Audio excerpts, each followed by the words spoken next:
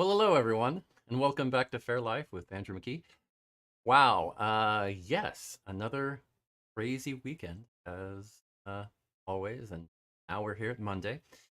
Hope you had a good week because for me, I've been mostly getting prepped for going out of town again to another event. This time for well, it's an event called ALEP, a long expected party. It's over at the Shaker Village in northern Kentucky, and what they do is a group of people get out there and well live like hobbits for 4 days. That's pretty much what it is. I mean, we eat and play music and have parties and have fun and learn about different things, and it's been good. It's a good event. I was at the first one back in 2008, and it yeah. So I haven't been back since, but I'm going back this year, so it should be a lot of fun. The timing worked out, so here we are. And okay, well, yeah, let's see. Oh, and Alicia made it, so excellent, excellent. And hello to Kathy and Kurt and Kevin. Great to see you. Yeah, it's definitely an one of those interesting starts to a week because I'm going to be on the road driving for 16 hours, which is always an interesting time because you really want to prep and uh, make sure you have everything. I mean, it's a long event. It's like a long 3 or 4 day fair weekend, 3.5 days really, and it is mainly Thursday, Friday, Saturday is probably how I would describe it. A little bit on Wednesday night, a little bit on Sunday morning. But yeah, it is. Yeah, and Kurt, yeah, it is a bit of an adventure to say the least. Definitely not boring. Mm. uh, well, okay. I mean, it's it's an adventure, but where you get to stay in the Shire. And for you, since you're visiting the Shire for the first time, that's an adventure. So you kind of get that. You kind of get that. So, yeah, it's not bad. Um, yeah, actually, you're not wrong. It is a bit like Dragon Con craziness. It's like a weird cross between a convention and a fair because it's mostly outdoors, and a lovely site. I mean, it's just like one of the most beautiful places in Kentucky. And Kentucky has a lot of beautiful sites. I mean, to say the least.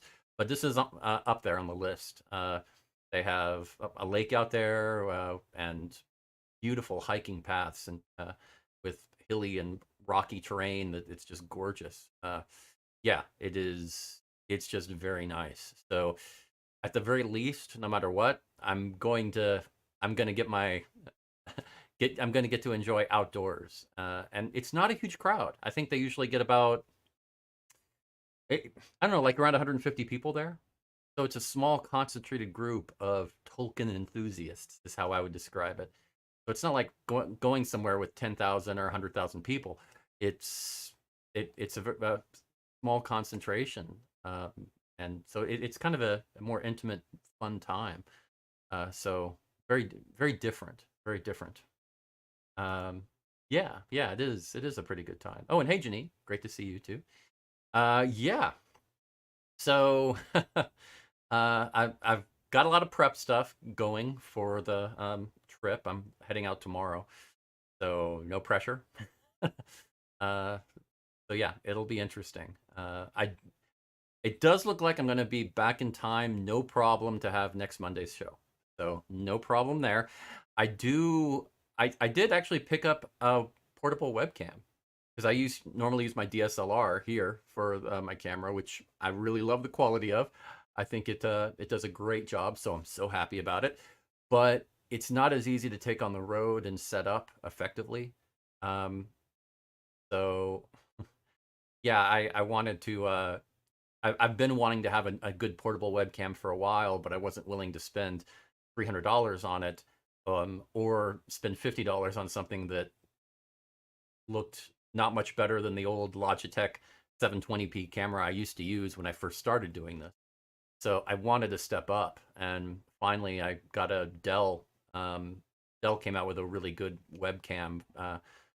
It's a 2K webcam, not a full 4K, but it's better than the 1080p settings I normally use, and it was only about $100. They had it on sale, so I bit and got it. And yeah, it is plugged in right now, but I'm not going to test it right now for tonight. Maybe we'll try it out and I'll show you how it looks a little bit next week. But yeah, it should make setting things up on the road much easier. And also the quality, it's not quite as good as the DSL here, but it's not too far off. And I haven't tweaked it yet. This was just basic settings. It was looking pretty good. So I think with some tweaks, I can get it pretty close. So yeah, I'm very happy with it. Oh, Kurt, I don't believe you said that. Yes, yes. Uh, okay, I'm done with talking shop tech talk. Fine. Just sharing a little bit, but that's because it kind of leads into a little bit about what I wanted to talk about this time, and a little bit about what I'm going to be talking about the next few weeks. A little bit about what you'd like to see on the show, and sometimes a little tech is a part of that. But one of the things I was looking at was maybe even having a spot where I could get video of Alicia in here for her. Maybe she can throw in little comments. Theoretically, I could even set it up where she controls it. I know that's dangerous. So that if she wants, she can just click a button and she'll pop into the feed immediately and and be a part of it. So that is an option. I don't know. I don't know if that's the right thing to say while I'm talking about this, actually. But yeah, I mean, I could do something like that. Maybe just a little window like right below that would just pop up right here and have her interjecting a comment when she wants to and doing that. Is that something y'all would be interested in? That do you think that would be interesting? Or is comments good enough? I mean, maybe that would just be a little too distracting and not as much fun and could easily be abused by Alicia, where she just keeps interjecting and interjecting and saying, stop, no more tech talk, no more tech talk. I mean, I don't know. Uh, yeah. Like, that's hard, please. Um, Candid camera? Maybe. I mean, uh, yeah, that's what everybody who abuses power says. Yeah. Exactly. Number of presidents alone who have said that. Just saying. So yeah, I don't know. That was a thought, but I mean, I don't know if y'all have thought about it at all. I know, yeah, I know that a few people couldn't watch tonight, so I definitely was wanting their opinions. We'll get that next week. But uh, any other thoughts? Uh, and by candid camera, I mean, I don't know, what exactly are you referring to? Is it like just random shots of things? I don't know. Because that could be a lot of different things. Oh, yeah, well, okay, that's fair. Not encouraging though, but okay. That's cool. Yeah. But yeah, I mean, and it can be for this show or for Life's a Fair in general. I know that what Chris always says more music, and I am planning on adding some more of that. But over the next few weeks, I'm having some meetings with Alicia and Whitney, and we're talking about this kind of stuff and looking at doing all of those changes between now and the end of the year and starting to really make some serious moves. So if oh, fair picture for the week. That's kind of interesting. Yeah, that could be cool. That could be cool. I know plenty of photographers that I could get to talk to and set something up with. I like that. I like that. Okay. Yeah, I'm actually tight. That one's good. Um, yeah, because I mean, I may not take that picture. Let's be honest here, and I can certainly look at them. But yeah, I'm sure there are plenty of photographers that would be interested in that. Hmm. Yeah, I know. I mentioned that before, Kurt, that doing the song of the month, that's definitely on my list. So that is a thing. That is definitely going to happen. Yeah, I kind of got off of that because we started getting into these different topics, and uh, yeah, it would be easy to jump back into that. And I think there's certainly enough tunes to last for several years. So if I do one a month, that's not going to be a problem. But I think part of my issue was that's great for to do one show a month, but then I want to put special events in the other three shows each month, kind of thing. So to kind of mix that up. So that's I think that was kind of my hesitancy in jumping on that. I've been wanting to try to brainstorm a little bit. I don't know, but no, I like that. That's the picture of the week. That's probably going to be a weekly thing, but I guess it doesn't have to be. It could be a picture of the month. It just depends. Interesting. Uh, oh, okay. So the Longo TV show you meant for Candid Camera. So like the where we go out and just you take video of people at Faire doing silly things, that kind of it. Uh, hmm. Okay. Okay. I mean, that's certainly some possibilities there, but uh, well, I wasn't going to throw Alicia under the bus, but yeah, I mean, certainly that's part of it. I haven't been pressuring her too much on it because yeah, she has been traveling a lot and doing some things, and I've been working on. It's been a busy fall for me too. So, and Whitney has got multiple projects going on, dealing with a lot of craziness right now. So she's in full out producer mode, dealing with several different companies, many of which she can't even talk about because of NDAs. So yeah. Oh, and hello, Zachary. Okay, so all those ideas, cool. Um, yeah, definitely. I mean that's one of those things where we either have to set up and get a crew out and work that, um, or just accept videos from people, which that might be a way too. Just try to get that going. And yeah, that was I was thinking about the releases too. You kind of do have to do, yeah, that's why you have to kind of plan it ahead. Um, but I mean, it's an interesting idea.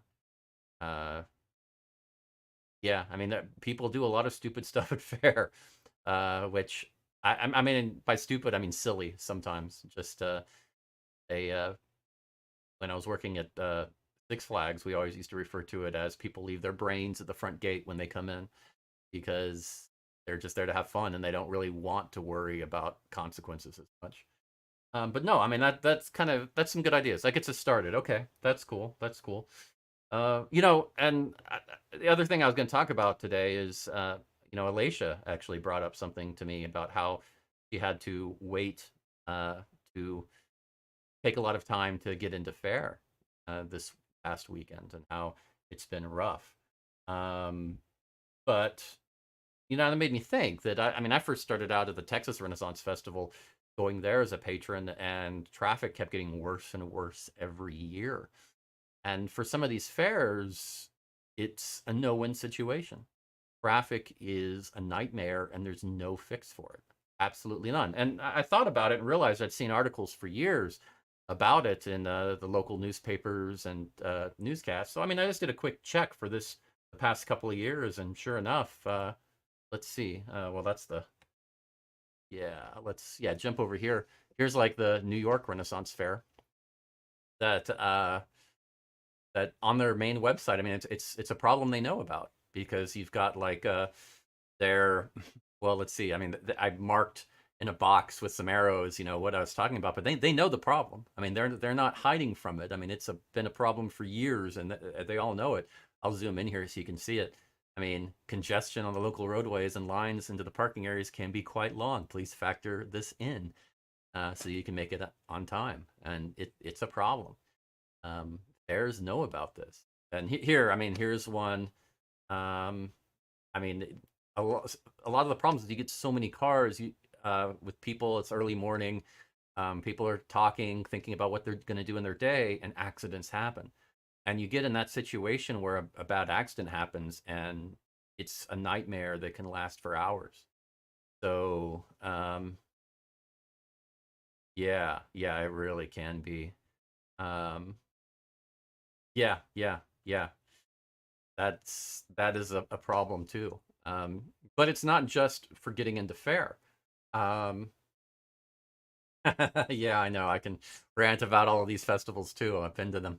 But yeah, here's one for the Maryland Renaissance Festival, and talking one of the local from a few weeks ago, talking about they have the fun and the traffic, and it's a problem uh, on around the fair. And I- all of the news organizations every couple of years they have an article or a newscast about it, because it's a constant problem, and there's no solution. Here's one from last year from Colorado. Fox News did a thing about it, and Renaissance Festival traffic affecting neighborhood, and people were complaining. I mean, people live around there. This is normally around rural areas outside of the main cities. The larger fairs are that way anyway, and it's yeah, they don't have major highways going right next to the fair. I mean, there's back road type of 2-lane roads going around there. Right, right. Oh, okay. Okay, I see what you're saying, Lisa. Yeah, okay. Okay. Um, just doing something kind of where you kind of have fun with people, and some of the acts do it just to kind of do silly stuff and see how people react. That could be fun. It could even be something that performers do on stage, and they bring somebody up on stage and have them do silly stuff and see how they react. Yeah, I like that. That could be cool. That could be cool. Um, yeah, yeah. Um, I don't think she does, not that I know of, but I don't think Alicia performs in Texas much these days. But we'd like to get her down here. Um, and yeah, you're right. You're right. It is a major infrastructure problem. Let's see. I mean, here's one from Minnesota, and where people, businesses in the area were really complaining about it. And it's interesting because some businesses benefit, like the gas stations and convenience stores, some grocery stores, restaurants definitely do. They have to go crazy with their staff to try to cover all the tables during the weekend because it's nuts. And then the fast food places too.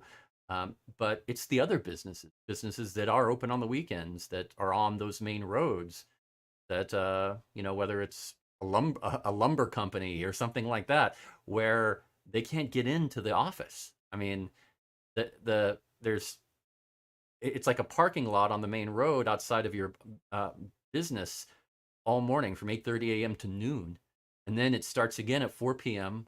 up until like 8 or 9 at night. And I mean, a lot of them just end up closing for those weekends, and you can't really do much about it because we're talking about 5% or so of the days of your year. This is at the major fairs.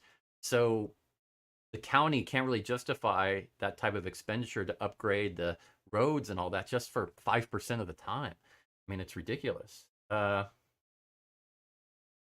Yeah, yeah, yeah.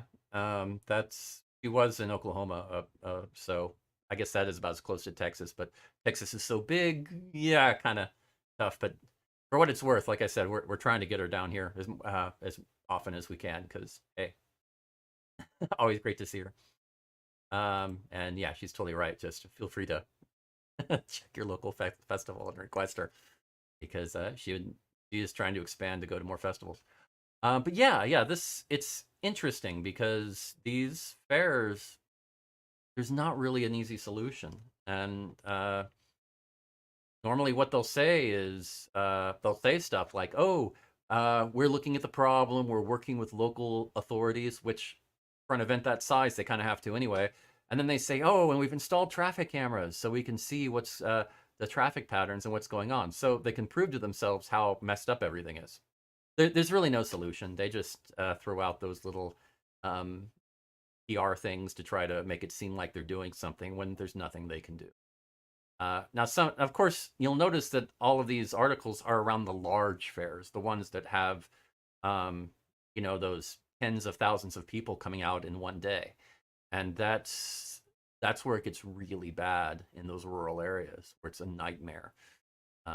That's where you tend to get the real bad situations. Smaller fairs, it, it's certainly busy, and some of the local people aren't crazy about it. but the businesses do like the extra inflow of money, so they usually suck it up. Some of the smaller fairs, they don't always get in good with the local chamber of commerce. Sometimes they do. It just depends on the location. It's kind of interesting. Like, I mean, there was that fair out in Texas. Um, was it Four Winds? They never really got along well with the local chamber of commerce in Tyler, Texas. Very conservative area, so I think that was part of it. And but at the flip side, the Louisiana Fair, I mean, they've worked hard to try to get along well with the local chamber of commerce. So I think it just sometimes it's luck, sometimes it's how good you are at networking as an owner. So it's a tough call. It's a tough time. But but yeah, I mean, here's from the Texas Renaissance Festival a few years ago where they talked about it, and they there hasn't been much in the articles the last couple of years because of the pandemic, but they're starting to come out a lot again this year because people are coming back to fairs, so the traffic is bad again. And I think it's even a little worse because you had a couple of years off for the local businesses, and now it seems like a huge onslaught again. Um, so yeah, kind of tough. Oh yeah, yeah, yeah. Yeah, I mean, I remember at the TRF, the Texas Renaissance Festival, TRF, or Scarborough, the rule was always when you were working there, okay, if you don't get away early, like maybe your last show is well before close of the fair, so you can just finish your show and get out. If you don't do that, get comfortable. I mean, hang out with people till late, and have a very late dinner because otherwise it's too much of a nightmare to drive out. And that was years ago. It's much worse now. So it is pretty crazy, pretty crazy.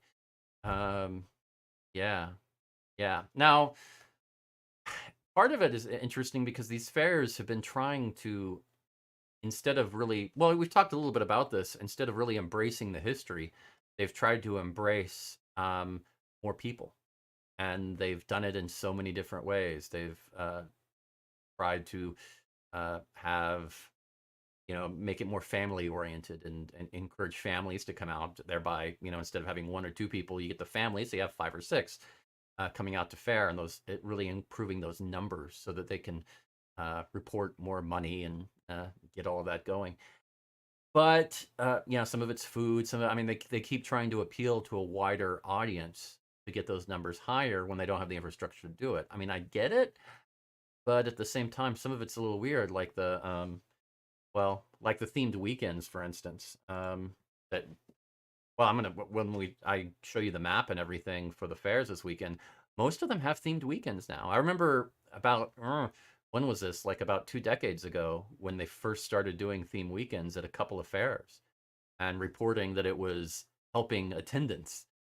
Uh, some of the fairs that did this, they also had a reputation for not for lying a little bit about the numbers. I think that's the way to put it. Maybe lying isn't the word I should use. Um, Fibbing might be good. Yeah, they weren't always accurate with their numbers. So I've never really seen direct evidence that themed weekends actually help a fair. But the larger fairs kept growing, so people bought into it, and they now everybody does themed weekends. If you have more than 2 or 3 weekends at your event, you normally do themes. Pretty crazy. It's pretty crazy. Oh, okay. I'm being told by Alicia that the proper term is fudging. Okay, now I know. Now I know. Those are those important technical legal terms. Very, very good. Very important. Very, very important. Yes, yes, the rosy outlook and the enhanced reports. Yes, that's good. That is good. Very, yeah. But yeah, the themed weekends are kind of interesting. I'm not quite sure. Uh, well, I mean,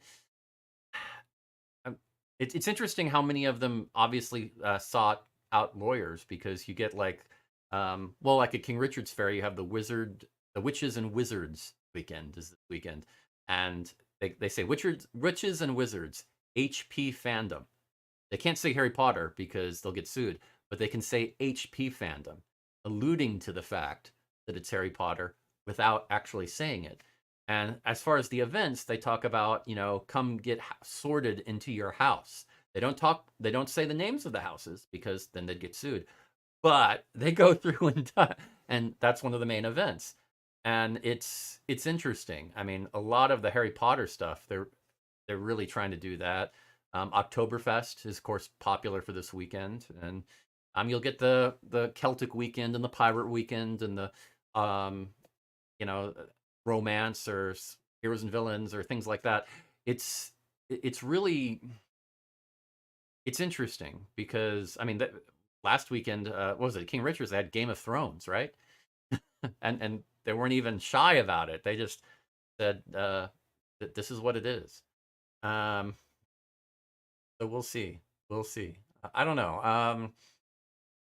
It's really odd. When I first started doing these events, I really didn't think that I I was doing fairs and then I started doing conventions and they seemed like so very different, such different things. And then when I started, they started to bleed together where now fairs on some weekends seem more like a convention, going to a sci-fi fantasy convention.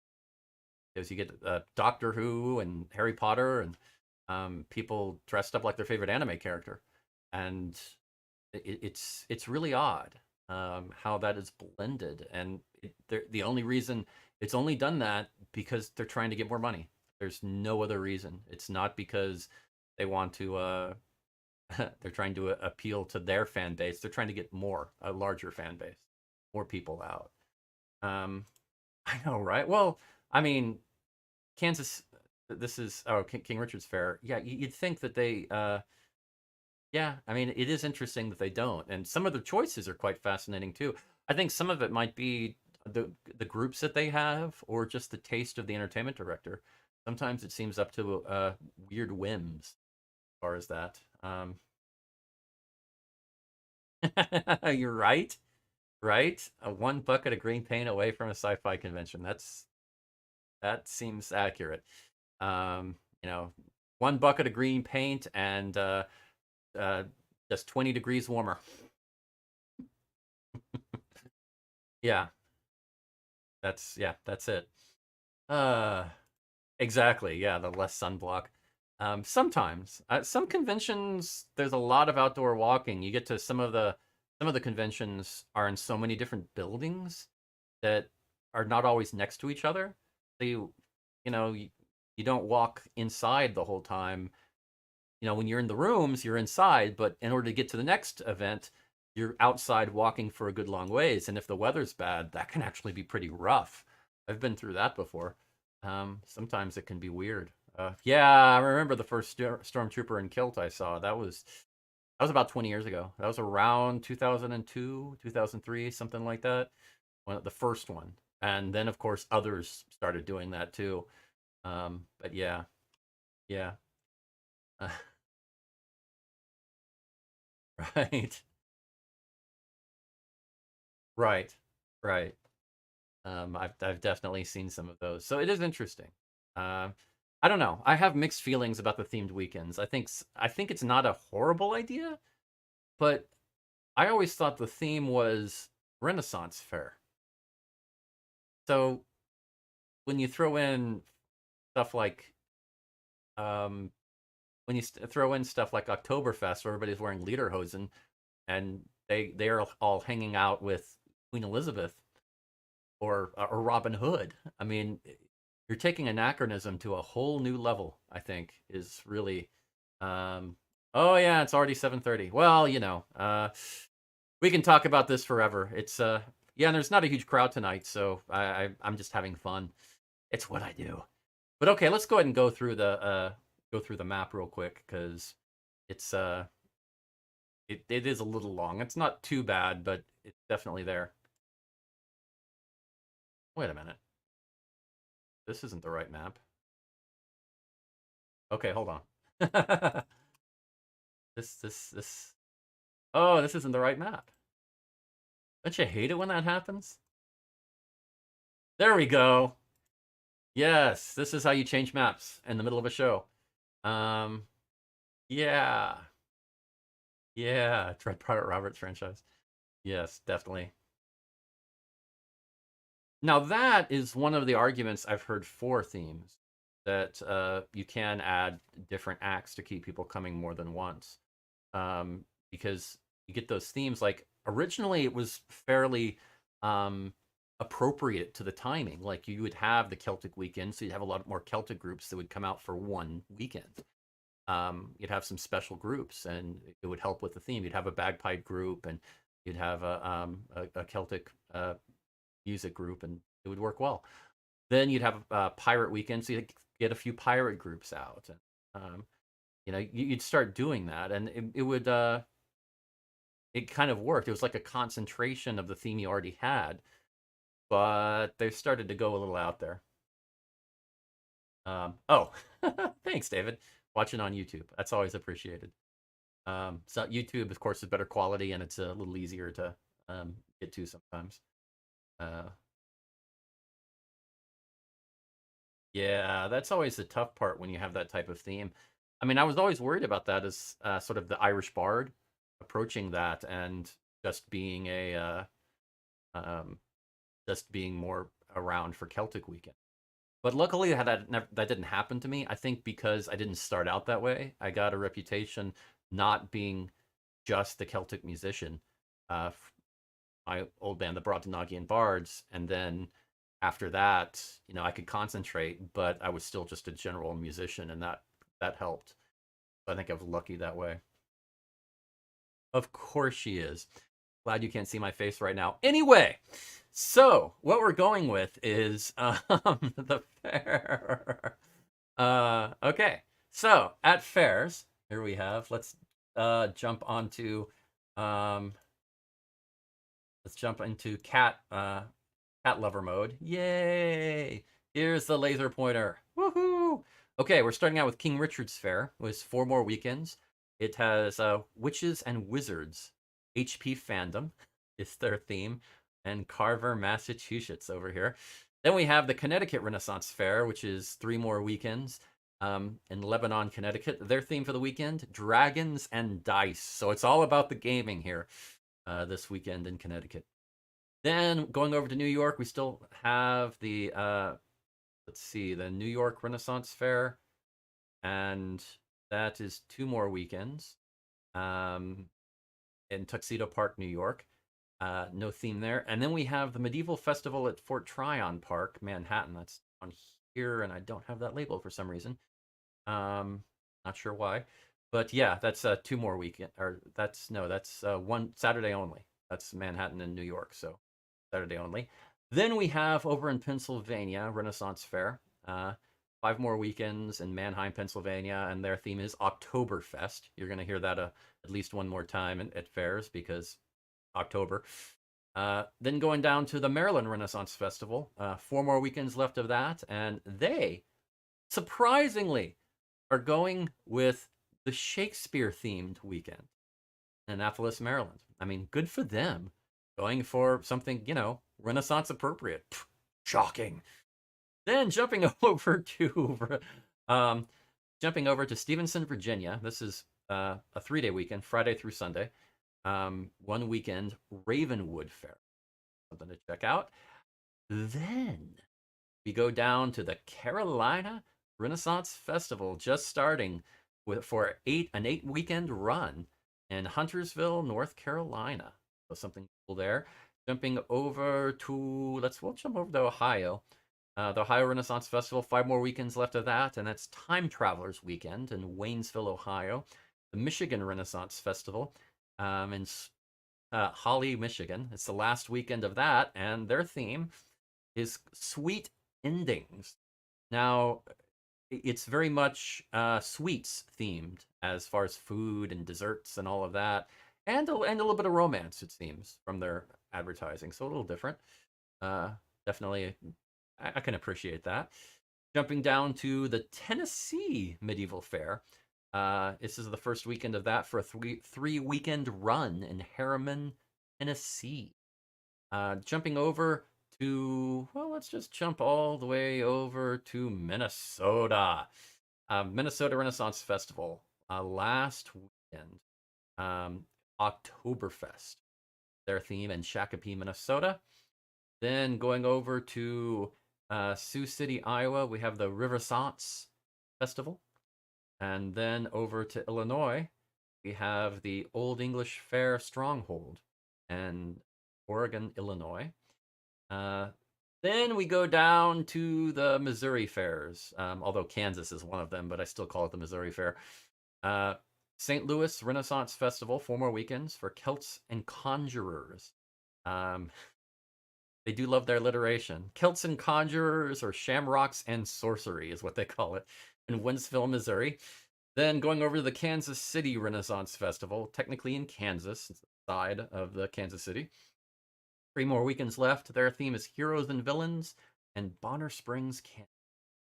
Jumping over to Carlsbad, New Mexico. We have on Friday and Saturday the Cavern City Renaissance Festival. Always nice to have a fair at a cavern. Gotta say, always good. Definitely good reverb. So then we go over to Utah and we get the Guild Fair in Toole, Utah. That's only Friday and Saturday though. Then we jump over to California and we get the Northern California Renaissance Fair, 4 more weekends, Heroes and Villains in Hollister, California. Then we jump over to the Medieval Festival of Courage in McKinleyville, California. I think that's the one up here, and 1 weekend only. And then jumping down to the Renaissance of Kings Fair in Hanford, California. And again, 1 weekend. So there we go. The fairs for the weekend. All right. Yay! Okay, we got through it. Aren't we good? Yes. Always interesting. They do have that Mormon church thing. Yeah. 2 different cities. Oh, are you talking about the? Yes. Well, yeah. I mean, yeah, it's primarily in Missouri. It's kind of weird. It gets confusing. I mean, at least in Texas, we call it Texarkana. You know, we're honest about it. Just saying. So, I mean, it gets a little confusing because Kansas City, Kansas, Kansas City, Missouri. I'm sure. Yeah, it's a weird sort of border town that turned into a city and got confusing. But that's what happens with history. You know, these weird situations crop up that they just gloss over in the 1800s, but in the 21st century, we're kind of stuck with it. But I don't think it's going to change anytime soon until states start jumping together, which I don't see happening. Not likely. Not likely at all. So yes. So probably shouldn't even do 7 reasons now that I think about it. I mean, I had such a good one. Okay, you talked me into it. I'll do it. 7 reasons real quick. 7 reasons. I'll do the 7 reasons themed weekends are a great idea. Because we talked about themed weekends, and next week I'll do 7 reasons themed weekends are a horrible idea. But I'll be optimistic the first time out, and we'll do 7 reasons, 7 reasons that themed weekends are a great idea. So we'll start with that. That works. Okay, number 7, special food and drink.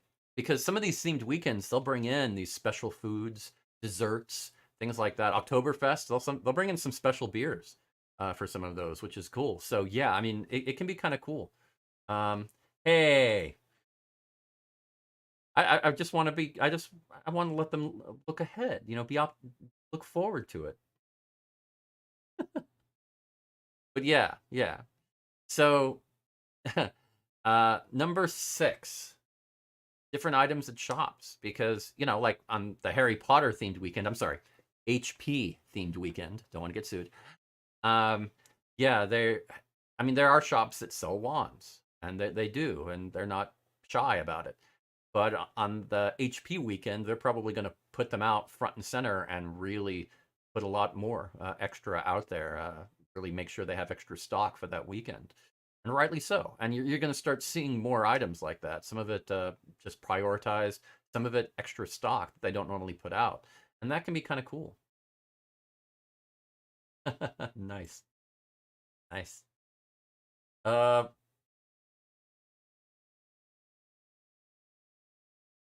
yes, yes.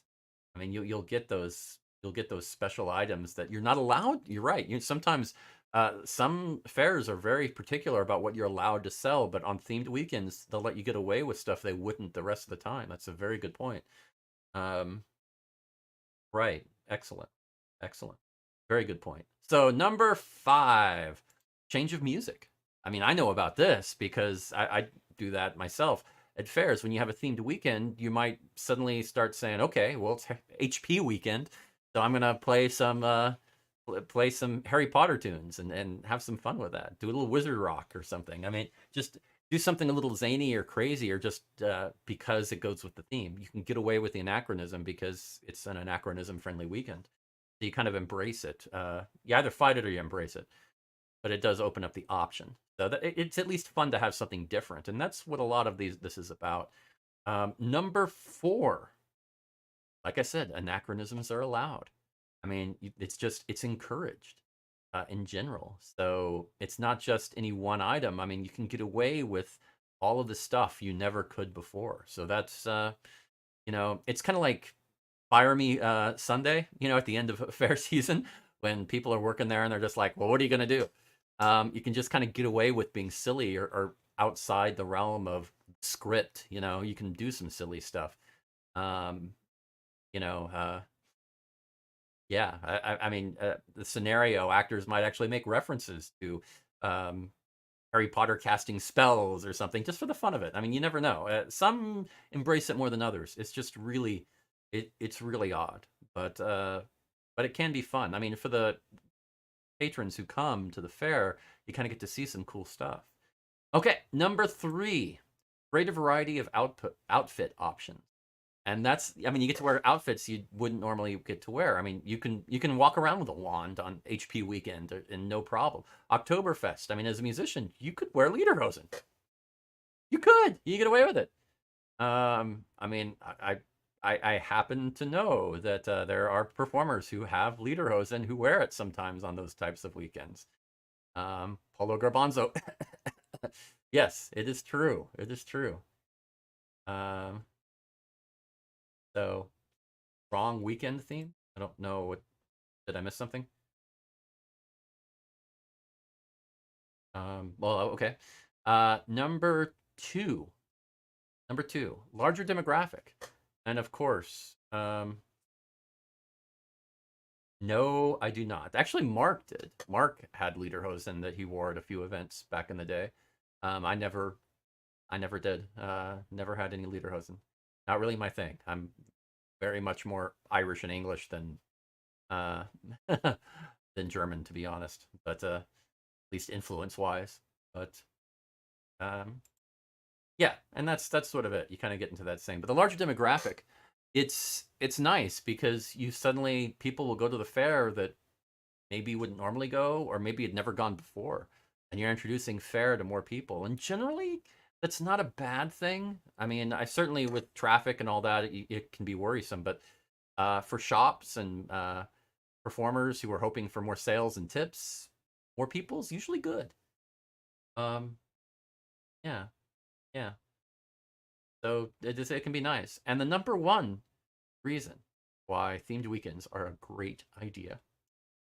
Each weekend is more unique because you get these events that each weekend it's very different than the other weekends. Now, there's something to be said for consistency where you can go to any weekend and enjoy it, and you're going to get that same type of feeling. But yeah, I mean, having each one be very unique and different, there's something to be said for that too. It makes going to fair multiple weekends a lot more interesting. Um, so always a good thing. So there you go. 7 reasons. Woohoo! Here we go. So Yeah. Alrighty. Well, I've already gone way over, so I guess I should just call it here. But just wanted to say thanks for the. Oh, wrong weekend, very anachronistic garb. I see. Okay, that's. Um, yeah, you can always do that. Going very anachronistic. Like, yeah, it's Oktoberfest, so I'm wearing my Harry Potter robes. Yeah, right, right. As the classic, star, a stormtrooper in a kilt kind of routine. Yeah, that is classic. The Bud Knight is a good example of that. But anyway, I won't get into that right now. Oh man, yeah, never boring, never boring. So next weekend we'll talk more about themed weekends a little bit, and so get your jokes ready. And also, yeah, we'll talk more about things thinking about doing for um, things we're thinking about doing for Fair Life and Life's a Fair, because definitely there's going to be some serious talk over the next several weeks, and I want you all to be a part of it.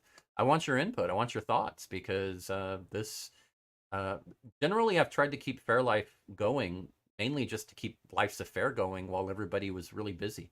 Um, Lee took off, and Alicia got really busy with a lot of things, and well, got sick for a while, and then Whitney got thrown in the deep end of producer hell for like a year, where she was biting off way more than she should job wise, which is a good thing. But yeah, she's going to be crazy for the next couple of months, but after that, it should get a little easier. Um,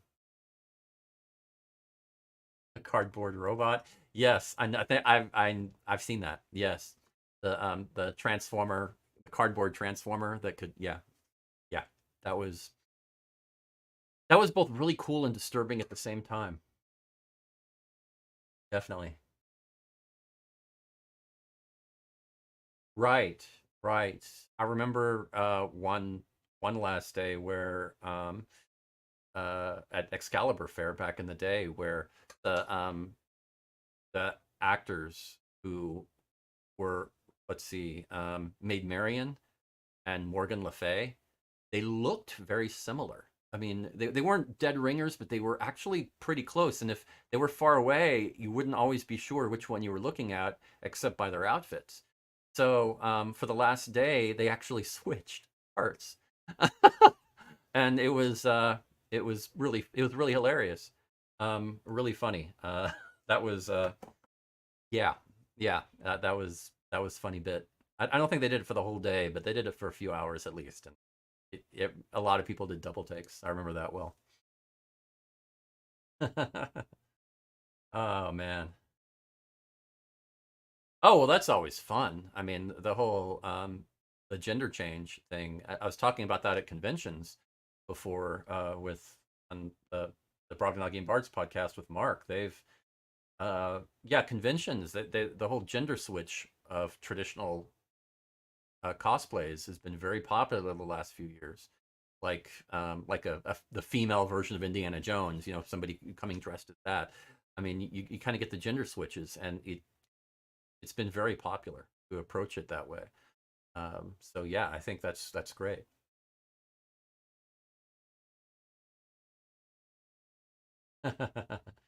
Okay, well, fair enough. Anyway, we definitely are going to talk more about Life's a Fair and Fair Life, and I think yeah, I think Alacia is definitely about ready to start talking seriously. Um, yeah, that's actually something.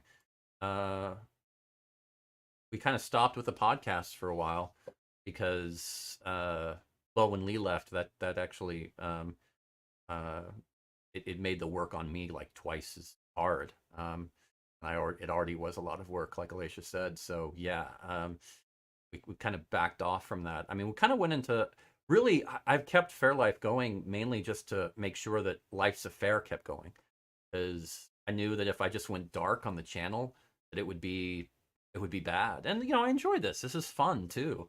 I put honestly, I probably put more work in it than I have time for, but it's still fun. And I think with uh, I know I've had several people offer to help and do stuff behind the scenes and help out a lot.